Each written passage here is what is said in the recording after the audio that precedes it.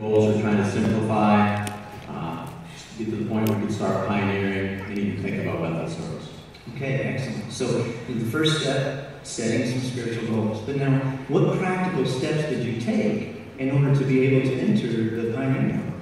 Well, we had purchased a piece of land, we had had a house designed, so we had to put that project on hold. We decided to continue to rent so that we could keep our lives fluid and not have any large debt.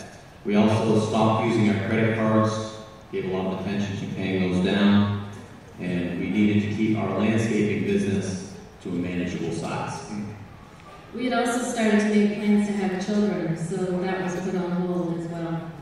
So that was not only just regular action, that was decisive action with purpose. And evidently you had to exercise some discipline too. So now you simplified. You were able to really be used by Jehovah in many different ways now. Eric, you were serving as an elder. You were both pioneering, very involved in Kingdom Hall building work. But now you didn't stop there. What move did you make next? Well, we decided to sell everything and move to Vegas. Okay, you have to explain that a little bit. So in New Hampshire, in our circuit, there was 5 substitute circuit overseers. So some basically spiritual parents of ours said, if you want to continue the training, you need to move somewhere else where there is a need.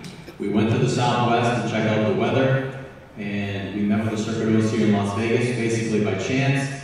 And he said, there's a need here. I could use a substitute circuit overseer. We're going to school. So that was our cue that it was Jehovah's will, and we sold everything, and we were living in Vegas 2 months later. Wow, beautiful. That's a big move. Now, Eric, there was a very memorable convention. Could you tell us a little bit what led up to that convention and what you were praying for? So in Las Vegas, we did get a lot of experience in the substitute circuit work. We also received additional training, so we were all the way to the last step just before going into the circuit work. We'd fill out the last application, send it to the branch, time was starting to click by. My boss at work was putting the pressure on me to work more. We were trying to finish building at Kingdom Hall. I was on the RBC committee at that point. Just a lot going on, and the convention was going to be the pivotal point. I told my boss, after the convention, we'll sit down, we'll talk about work. So our prayer was, please, Jehovah, let us know if we're going to be in the circuit work or not before the convention. So I'm checking my mailbox every day. We leave to go to the convention, check the mailbox, nothing. So we go to the convention, and Thursday, we are doing some pre-convention work, and my phone rings. And it was the branch calling us and letting us know that we've been assigned to the circuit work. Nice. So it wasn't answered quite when you thought it would be, but you did get the answer. A day later, I got the answer. So now, though, you got the call. You're going into the circuit work. You've already made some changes, but now, what changes or sacrifices did you then have to make to even be able to enter into the circuit work? Well, once again, we needed to sell everything. And this time we sold everything within 8 days. And we took the remaining pieces of our belongings and had them in the back of a pickup truck, and we were headed to Georgia. And we had a 14-year-old Siberian Husky. So when we got our assignment to the circuit work, my sister adopted her. And that was definitely my biggest sacrifice. I know Deidre has a soft spot in her heart for animals anyhow, so leaving a 14-year-old pet is more like leaving a family member behind. So we understand what you mean. We thank you for that. Now, we can all kind of see ourselves and what challenges we might face thinking about being in the circuit work. But can we ask you personally what maybe mental or emotional challenges you had to face being in the circuit work? It was a new schedule, new line of thought, so it was a big change to go from being self-employed, and I really enjoyed being self-employed. I enjoyed the challenge of making money. We enjoyed having our own business because it gave us a measure of security, it supported us in our full-time service. So it was a challenge to give that up.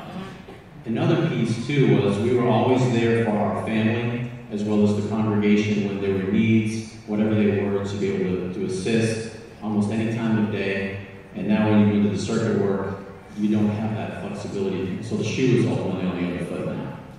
And something that continues to be challenging is being so far away from family, especially especially when they're facing challenges or dealing with health problems. Thank you for sharing those personal thoughts. So now we've understood your travels a little bit and some of the changes that you've made. But now along the way, were there any theocratic events that you were able to attend or be a part of that kind of stood out as specialty?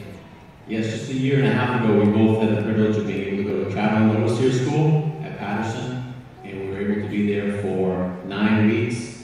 And I'm not naturally a studious person, but that school really taught me that learning can be very enjoyable and meaningful, and it was very memorable and strengthened our faith. Yes, traveling overseer school was a big highlight for me also. I had always wanted to be a Bethelite and work in the kitchen, so I was able to do both of those things during the 2 months of school. Very nice. So it was 2 months, but you were Bethelites. So you reached that goal as well. So now we come to my favorite question, because we've talked about the challenges, sacrifices. But now that you've been in the circuit work for several years, could you tell us how has your faith grown being in the circuit work? And maybe Deacon, you can start.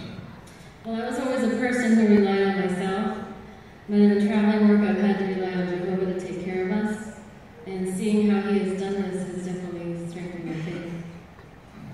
And every week, we are around people that are actively making sacrifices either to go out and service that day or just sacrifices to serve Jehovah. And being around ones that do this, and no matter what their age is, they're facing limitations, they're in pain, they're dealing with challenges, but they have a positive and enduring spirit that does nothing but strengthen our faith. Well, we want to thank you both for those personal, honest, and encouraging comments. You've given us much to think about in regards to imitating the faith.